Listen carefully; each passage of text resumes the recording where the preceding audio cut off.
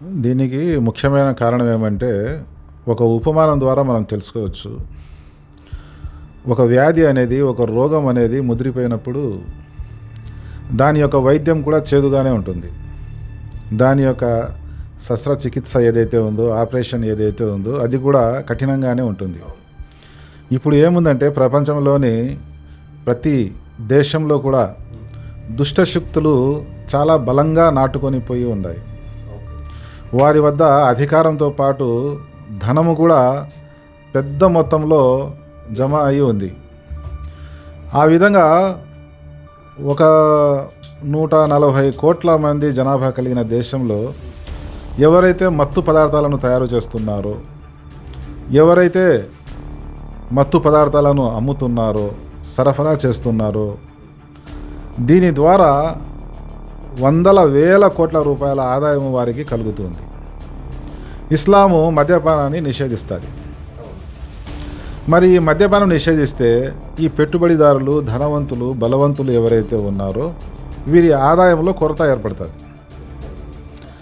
ప్రజల ఆరోగ్యం ఏమైనా పర్వాలేదు, కుటుంబాలు నాశనమైపోయినా వీరికి ఏం పర్వాలేదు, కానీ వీరి ఆదాయం మాత్రం తగ్గకూడదు. అదేవిధంగా రాజకీయ నాయకులు కానీ, సినిమా ఇండస్ట్రీ కానీ, వీళ్లకు వీరి రాజకీయాల కారణంగా వందల వేల లక్షల కోట్ల ఆదాయాలు వీరికి ఉన్నాయి. మరి ఇస్లాం ప్రకారము సరి అయిన పద్ధతిలో పరిపాలన చేస్తే, శిక్షలు వేస్తే మొదట శిక్షలు వీరికే పడతాయి. అందుకోసము వీరు ఇస్లాంని కోరుకోరు. అదేవిధంగా ఈరోజు సినిమా ఇండస్ట్రీలో మనం చూసినట్లయితే, ఒక తాత వయసులో ఉన్న ఒక ముసలోడు మనవరాలి వయసు ఉన్న అమ్మాయితో కులుకుతాడు, గెంతులేస్తాడు, పడి లేస్తాడు. దానికి ఒక డ్యాన్సు, ఒక కళ అనే పేరు పెట్టుకున్నారు.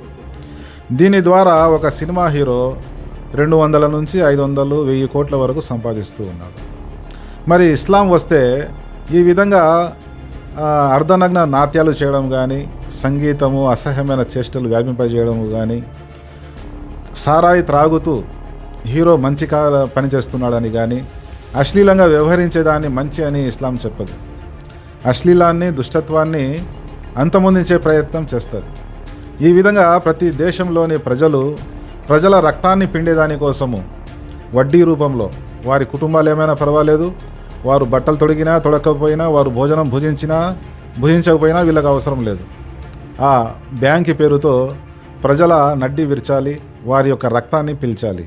వినోదం అనే పేరుతో ప్రొడ్యూసర్లు, డైరెక్టర్లు, సినిమా హీరోలు ప్రజల్ని పీల్చి పిప్పి చేస్తున్నారు.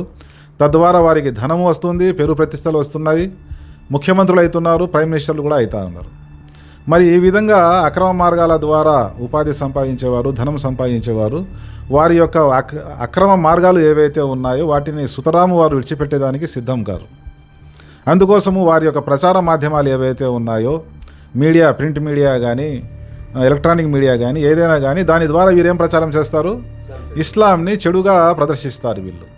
ఎందుకంటే ధనం వీళ్ళ వద్దే ఉంది కాబట్టి, అధికారం వీళ్ళ వద్దే ఉంది కాబట్టి, ప్రచార మాధ్యమాలు వీళ్ళ వద్దే ఉన్నాయి కాబట్టి, వీరు ఇస్లాంకి వ్యతిరేకంగా ప్రాపగాండా చేస్తే మెచ్యూరిటీ లేని, అవగాహన లేని ప్రజలు, ఓహో వీరు చెప్పేదే నిజం కదా, వీరే నాగరికులు, ఇస్లాం ఏమిటి, బయటికి పోతే ఒంటి నిండా సభ్యత సంస్కారాలతో బట్టలు ధరించాలంటుంది, నాట్యం, గానము, అశ్లీలాన్ని నిషేధించాలంటుంది, హద్దుల్లో ఉండాలంటుంది.